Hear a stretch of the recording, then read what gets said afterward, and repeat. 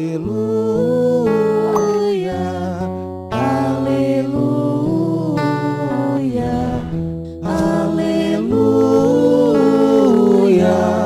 aleluia.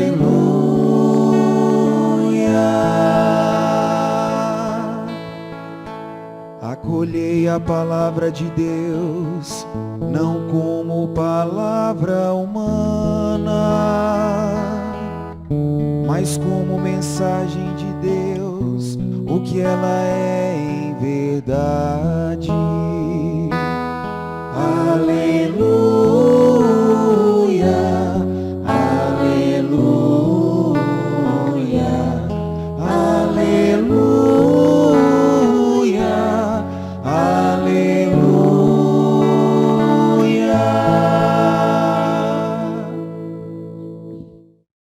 O Senhor esteja convosco. Ele está no meio de nós. Proclamação do Evangelho de Jesus Cristo segundo Mateus.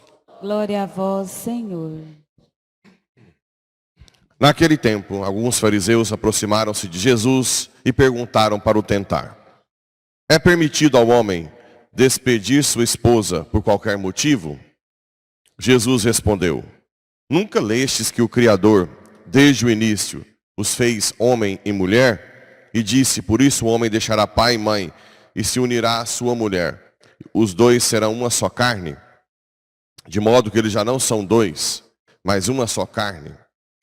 Portanto, o que Deus uniu, o homem não separe. Os fariseus perguntaram: então como é que Moisés mandou dar certidão de divórcio e despedir a mulher? Jesus respondeu: Moisés permitiu despedir a mulher por causa da dureza do vosso coração. Mas não foi assim desde o início. Por isso eu vos digo, quem despedir a sua mulher, a não ser em caso de união ilegítima, e se casar com outra, comete adultério. Os discípulos disseram a Jesus: se a situação do homem com a mulher é assim, não vale a pena casar-se.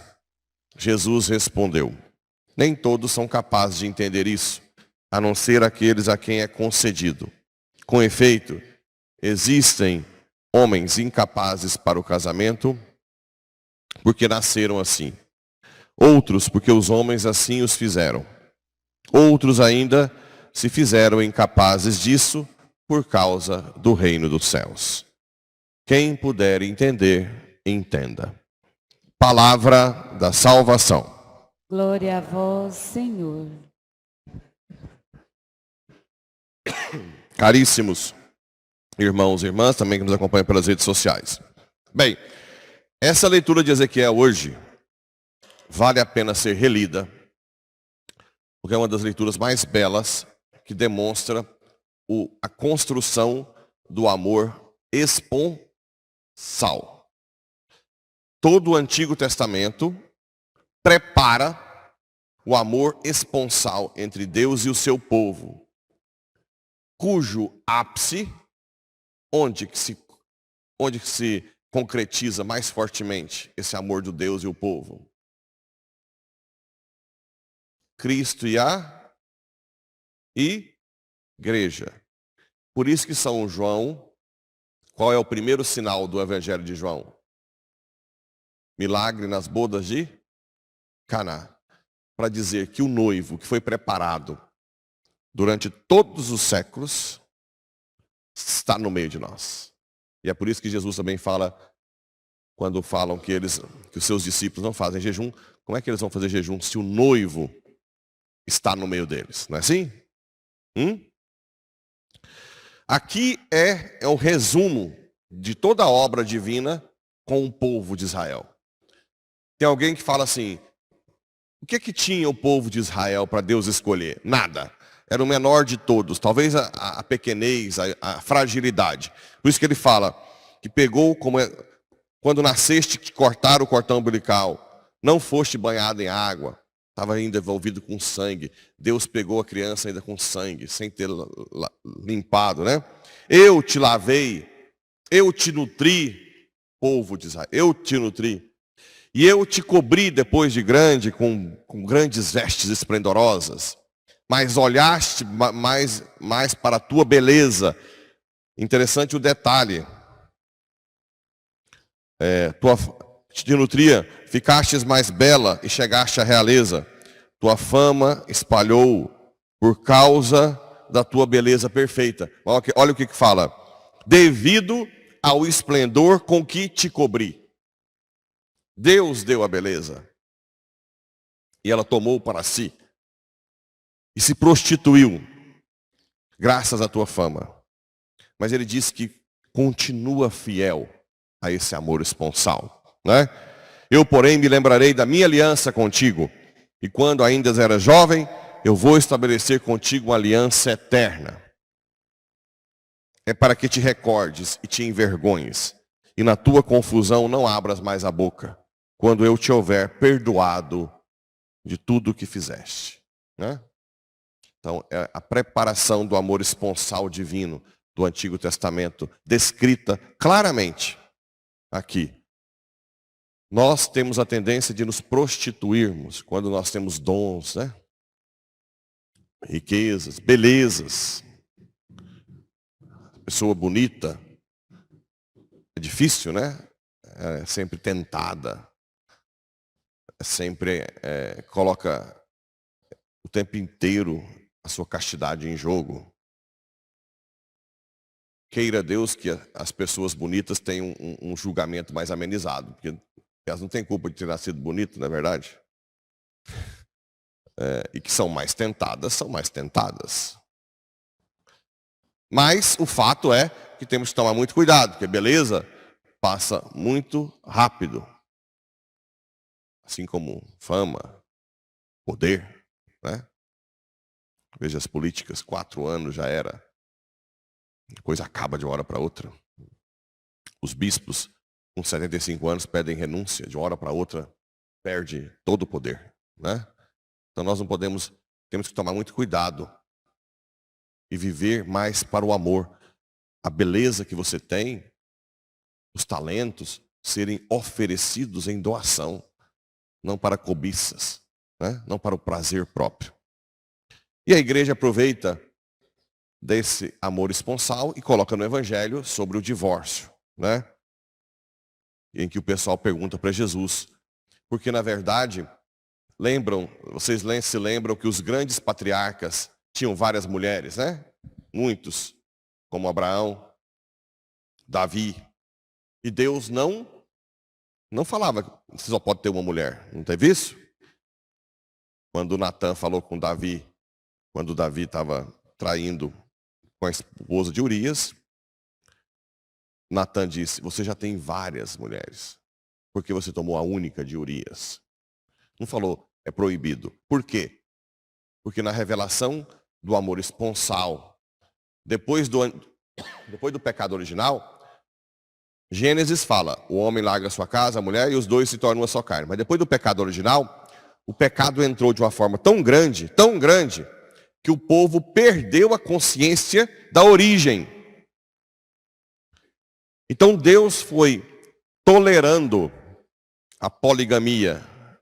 Nunca Deus quis poligamia. Ele tolerou para ensinar outras coisas mais importantes no início. Por exemplo, que existe um só Deus. Naquela época era tanto Deus para lá e para cá. Então Deus tinha que focar em coisas mais importantes no início. Primeiro, que eles deveriam amar só um Deus, né? O monoteísmo, depois amar que só existia ele como Deus, monoteísmo, e assim por diante. Ele foi purificando o povo, até chegar em Cristo. Aí nos profetas ele já começa a falar do amor esponsal único, aqui em Ezequiel e todos os outros. E em Cristo, Jesus, quando chega em Jesus, aí Jesus fala o quê? No início não foi assim. Desde o início Deus fez homem e mulher. E um se unirá com o outro e se tornará uma só carne. Aí Jesus cita Gênesis, certo? Para mostrar que o que aconteceu foi que o pecado obscureceu a mente do povo. Mas desde o princípio, homem e mulher nasceram para se doar. E uma só carne. Então por que Moisés mandou dar o divórcio? Por causa da dureza do vosso coração. Então Deus permitia até que o povo tivesse um conhecimento maior. Porque esse amor de Cristo e a igreja nunca se desfaz. Logo, o casamento homem e mulher, que é ícone, imagem da união de Cristo e a igreja, não deve se desfazer. Entende? A não ser em caso de união ilegítima. Bem, claro que hoje, numa sociedade que nós estamos vivendo, existem situações diversas. Concordam? Uma sociedade que já passa há décadas em uma crise de informação, uma crise de formação doutrinária. A teologia da libertação mesmo destruiu muito a catequese, as homilias, se perdeu a falar a verdade. Né? Muita gente não sabe nada, não sabe de quais são os mandamentos, não sabe que contraceptivo é pecado mortal, não sabe que laqueadura é pecado. Quantas e quantas pessoas confessaram sem saber que laqueadura não era possível, vasectomia, DIU é abortivo. Quantas e quantas correntes contrárias, quanta ignorância. Quantas pessoas não sabiam que deveriam rezar, adorar Jesus, não sabiam nem adoração com o Santíssimo, não conhecia o catecismo, ou não conhece ainda, não sabe da doutrina da igreja. Quantas e quantas pessoas nunca ouviram os seus pais rezando um terço, nunca viram, nunca ouviram a formação dos pais da doutrina, não sabia da castidade, não sabe de inferno, não sabe nada, né? Quantas pessoas estão ignorantes? Ora, uma sociedade totalmente ignorante, é natural que comece a ter casamentos que não são de Deus.